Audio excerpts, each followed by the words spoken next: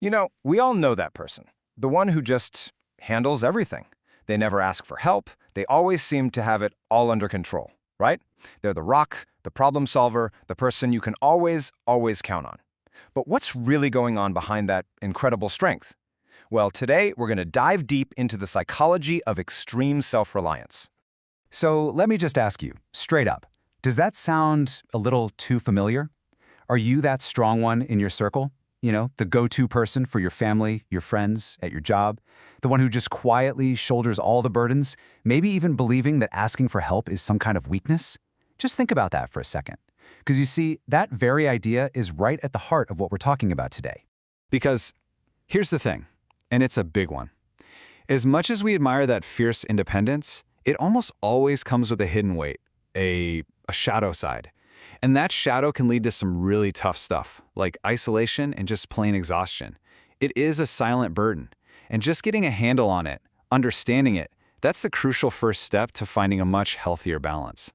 All right, so let's unpack the why behind all this. Where does this intense self-reliance even come from? Well, one thing's for sure. It doesn't just appear out of thin air. It's not something you're just born with. Nope. More often than not, it's actually a super effective survival strategy that was learned, probably way back in life. And the tricky part, it's a strategy that society loves to praise.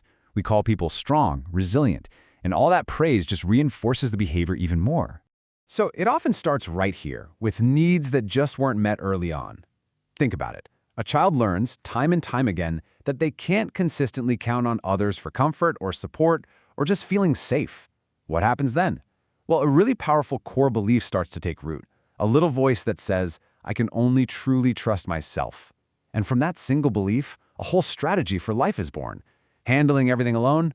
Well, that becomes a protective shield, doesn't it? It's a way to make absolutely sure you're never, ever let down again.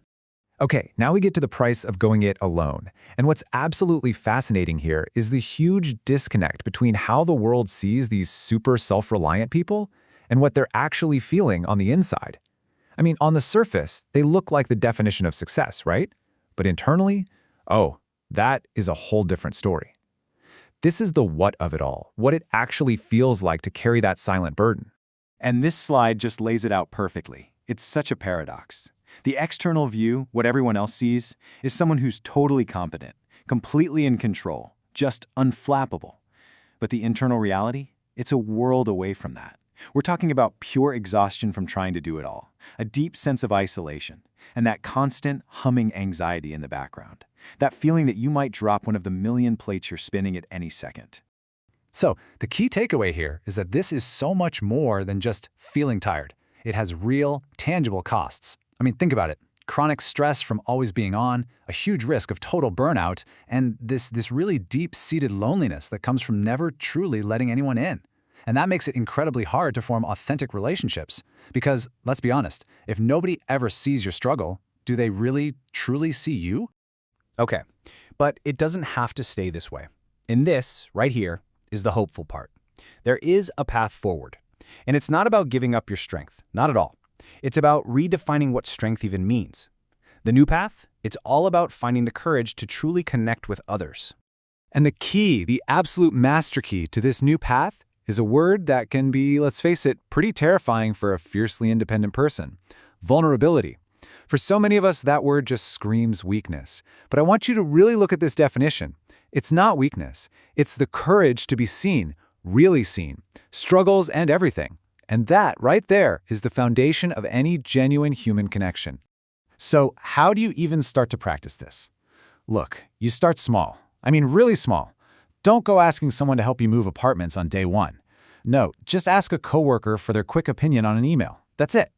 Next, you got to find your people. Turn to those one or two folks who've already shown they genuinely want to help.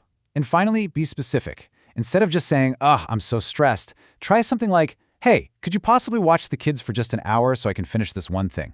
See? It's concrete, it's doable, and it's so much easier for someone to say yes to. And what happens when you start doing this? Well, it leads to this complete reevaluation of what strength even is. And this quote, wow, it just captures that shift perfectly. True strength isn't about lifting the world all by yourself.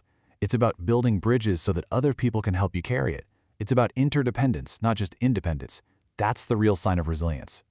So I'm going to leave you with this one final thought to chew on. Forget about making some huge, grand gesture. Just think small. Think manageable.